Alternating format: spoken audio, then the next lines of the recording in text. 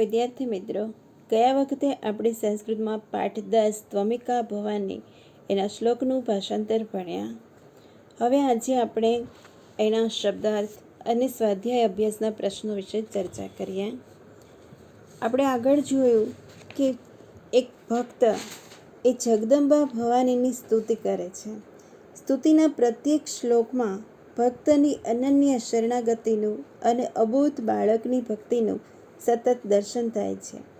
અહીંયા વર્ણન છે તે પ્રમાણે આ સ્તોત્રનું ગાન કરનાર ભક્તને પોતાના સાંસારિક સંબંધીઓ જેવા કે માતા પિતા, ભાઈ બહેન, પુત્ર પુત્રી કે પતિ પત્ની જેવા દુનિયાવી સંબંધોમાં જરાય રસ નથી. એને મન તો આ ભવાનીમાં જ સર્વસ્વ છે. વળી શાસ્ત્ર, તપ અને તીર્થ, વ્રત કે ઉપવાસ જેવા સ્થૂળ કર્મકાંડ તરફ પણ રુચિ નથી. તેને તો માત્ર પોતાની આ આરાધ્યા દેવી ભવાનીના શરણે રહેવાનું પસંદ છે.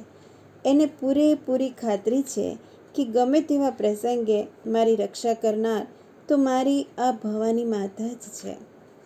તો અહીંયા સ્તોત્ર કાવ્ય વિશે શંકરાચાર્યે લખેલું છે અને આ સ્તોત્ર સાહિત્યમાં સૌથી વધારે પ્રસિદ્ધિ તેમની છે.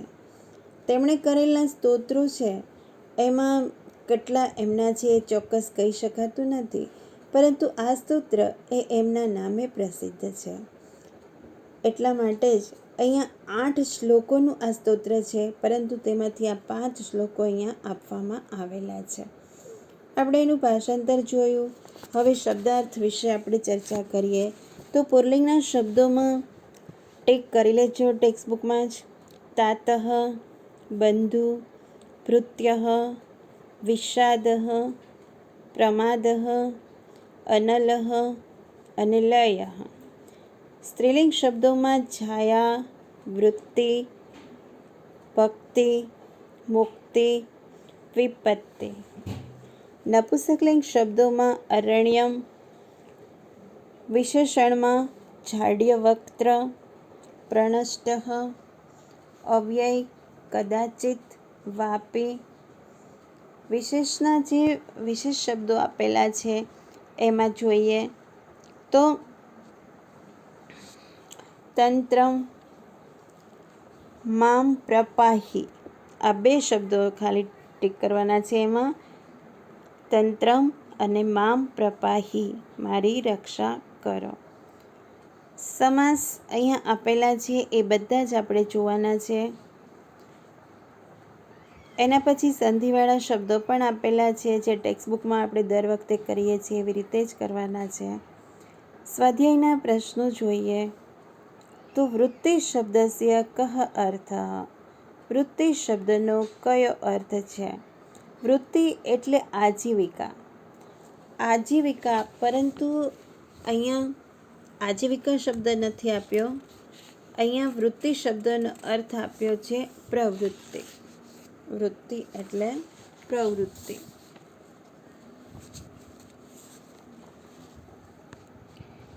જીવનચર્યા કહીએ તો પણ ચાલે. કુત્ર પ્રવિષ્ટસ્ય ભક્તસ્ય ભવાની એકાએવ ગતિ વર્તતે. કુત્ર પ્રવિષ્ટસ્ય ભક્તસ્ય ભવાની એકાએવ ગતિ વર્તતે. ક્યાં પ્રવેશેલા ભક્તની ભવાની એક જ ગતિ છે? તો અહીંયા વ્રતે, વને, વિપત્તો અને સર્વત્ર. તો આપણે શ્લોકમાં જોયું કે વિપત્તો પ્રવિષ્ટ પ્રણષ્ટ સદાહમ. તો વિપત્તો 3 ભવાની ઇતિ ખાલી જગ્યા પદમ અસ્તિ. ક્રિયાપદ, સંબોધન પદ, કર્તુકારક, કર્મકારક. તો ભવાની એ સંબોધન પદ છે. ન જાનામિ ખાલી જગ્યા લયમ વા કદાચિત. ન જાનામિ મુક્તિમ લયમ વા કદાચિત. તો એનો જવાબ છે ગ ઓપ્શન, મુક્તિમ. ગતિસ્ત્વમ ખાલી જગ્યા ભવાની. તો ત્વમેકા એ ગ ઓપ્શન. ફરીવાર એકવાર જોઈ લેજો. પહેલામાં પ્રવૃત્તિ, બીજામાં વિપત્તો, ત્રીજામાં સંબોધન પદ, ચોથામાં મુક્તિમ અને પાંચમામાં ત્વમેકા.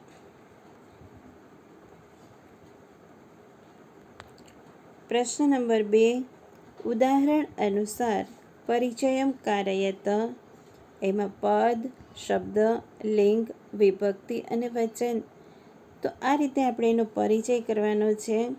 તમે આકારાંત સ્ત્રીલિંગ, ઈકારાંત સ્ત્રીલિંગના શબ્દો આપણે વિભક્તિના ટેબલો પાકા કરેલા છે. અહીંયા જોઈએ તો પદ શબ્દ ઉદાહરણ આપ્યું છે. મૂળ શબ્દ છે વિપત્તિ. લિંગ છે ઈ પાછળ આવ્યું એટલા માટે ઈકારાંત.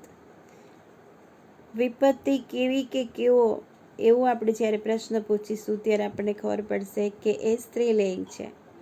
અને વિભક્તિ જોઈએ તો સપ્તમી એકવચન. પૂજામ શબ્દ છે તો મૂળ શબ્દ એનું છે પૂજા. પૂજા એટલે આ પાછળ છે એટલે આકારાંત સ્ત્રીલિંગ. વિભક્તિ આપણે બાલિકાનું ટેબલ પાકું કર્યું છે અથવા માલાનું ટેબલ પાકું કર્યું. માલામ એટલે કે દ્વિતીય વિભક્તિ એકવચન. એવી જ રીતે વૃત્તિ શબ્દ છે. મૂળ શબ્દ વૃત્તિ.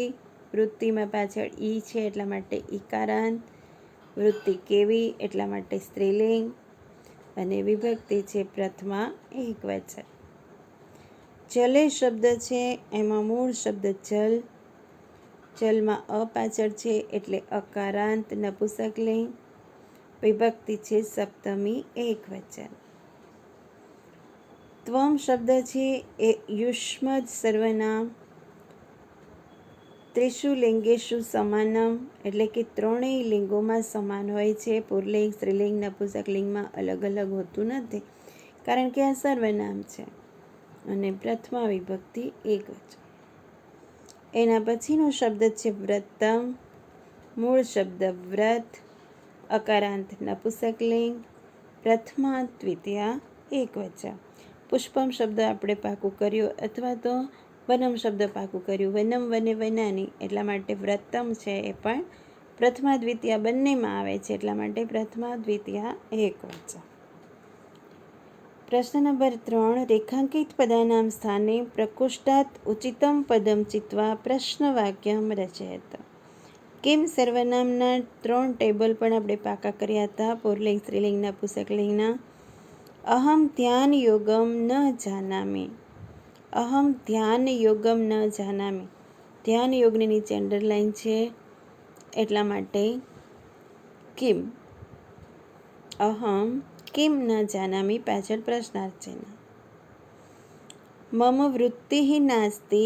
વૃત્તિ એટલે સ્ત્રીલિંગ છે એટલા માટે કિમ સર્વનામમાં સ્ત્રીલિંગનું ટેબલ જોઈએ તો કા. મમ કા નાસ્તિ પ્રશ્નાર્થ ચિહ્ન. અરણ્યે સદા મામ પ્રપાહી. અરણ્યમાં હંમેશા મારી રક્ષા કરો. ક્યાં. અરણ્યમાં એટલે કે ક્યાં. તો ક્યાં માટે શબ્દ છે કુત્ર. કુત્ર સદા મામ પ્રપાહી પ્રશ્નાર્થ ચિહ્ન. પ્રશ્ન નંબર 4, સમાસ પ્રકારમ લેખત. સમાસના પ્રકાર લખો. અનાથઃ એનું વિગ્રહ કરીએ. ન વિદ્યતે નાથઃ યસ્ય સ. જેનો કોઈ નાથ નથી તે.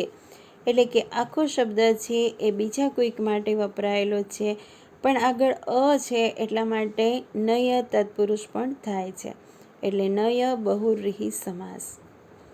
શત્રુ મધ્યે એટલે કે શત્રુઓની વચ્ચે. શત્રુણામ મધ્યે. નો ની નું ના એટલે કે ષષ્ઠી. તો એના માટે આપણે કારક પણ પાકા કરવાના છે અને પહેલાં પણ આપણે કરેલા જ છે.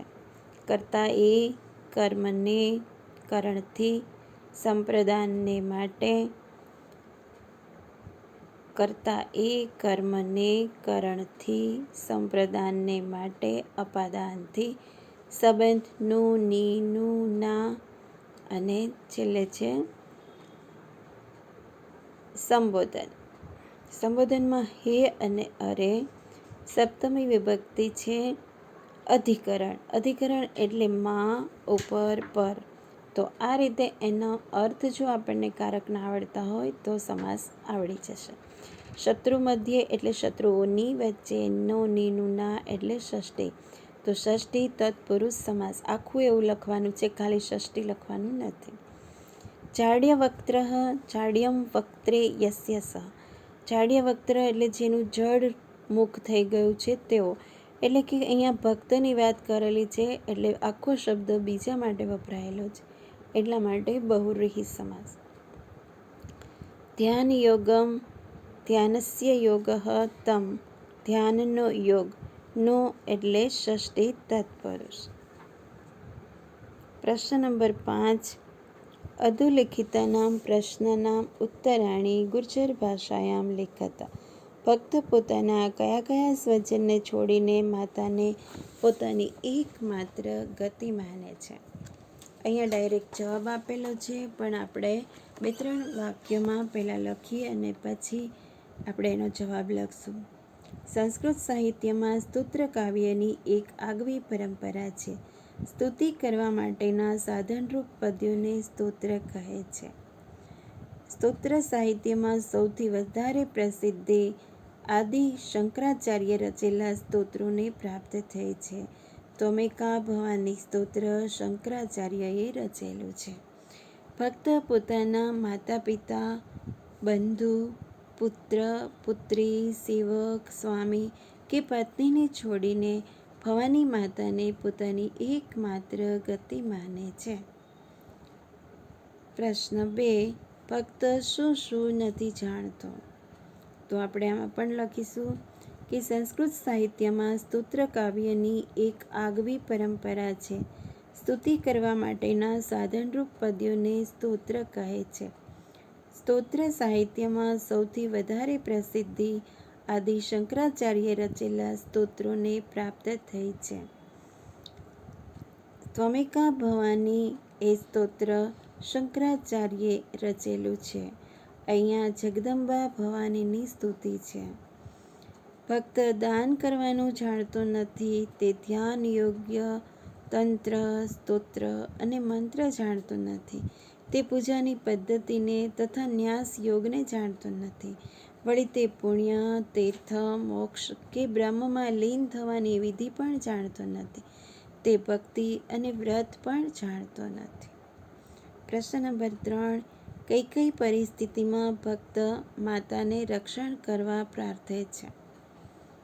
જવાબ લખશું. સંસ્કૃત સાહિત્યમાં સ્તોત્ર કાવ્યની એક આગવી પરંપરા છે. સ્તુતિ કરવા માટેના સાધનરૂપ પદ્યોને સ્તોત્ર કહે છે. સ્તોત્ર સાહિત્યમાં સૌથી વધારે પ્રસિદ્ધિ આદિ શંકરાચાર્યે રચેલા સ્તોત્રોને પ્રાપ્ત થઈ છે. જગદંબા ભવાનીની અહીંયા સ્તુતિ છે. ભક્ત મા ભવાનીને નીચેની વિકટ પરિસ્થિતિઓમાં પોતાની રક્ષા કરવા પ્રાર્થે છે. વાદ વિવાદમાં, દુઃખમાં, આળસમાં, મુસાફરીમાં, પાણીમાં, આગમાં, પર્વત પર, શત્રુઓની વચ્ચે અને જંગલમાં હિંસક જાનવરો વચ્ચે. પ્રશ્ન નંબર 4. અનાથો દરિદ્રો એ 5મા શ્લોકમાં ભક્ત પોતાને માટે કયા વિશેષણો વાપરે છે? તો અનાથો દરિદ્રો એ 5મા શ્લોકમાં ભક્ત પોતાને માટે આ વિશેષણો વાપરે છે. અનાથો દરિદ્રો.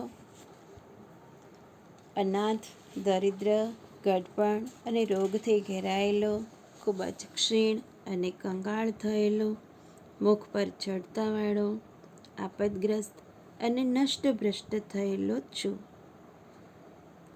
એના પછીનો શ્લોક છે, એના પછી છે પ્રશ્ન નંબર 6. શ્લોક પૂર્તિ કુરુત. આમાં શ્લોક પૂર્તિ કરવા માટે પહેલાં પણ વિડીયોમાં મેં તમને કીધેલું કે આ શ્લોક પાકા કરવાના છે. એક વખત ફરી જોજો. વિવાદે વિષાદે પ્રમાદે પ્રવાસે ચલે ચાનલે પર્વતે શત્રુમધ્યે અરણ્યે શરણ્યે સદા માં પ્રપાહી ગતેસ્ત્વં ત્વમેકા ભવાની. એના પછીનો બીજો શ્લોક છે અનાથો દરિદ્રો ચરારોગયુક્તો મહાક્ષીણ દીનઃ સદાચાર્યવક્ત્ર વિપત્તો પ્રવિષ્ટઃ પ્રણષ્ટઃ સદાહં ગતેસ્ત્વં ત્વમેકા ભવાની. આ રીતે આપણે આ બંને શ્લોકોને પણ પાકા કરવાના છે અને લખીને પાકા કરશું. ફેરબુકની અંદર શબ્દાર્થ, ભાષાંતર અને સ્વાધ્યાય અભ્યાસના પ્રશ્નો લખવાના છે. અહીંયા આપણે આ વિડીયો પૂરો કરીએ છીએ.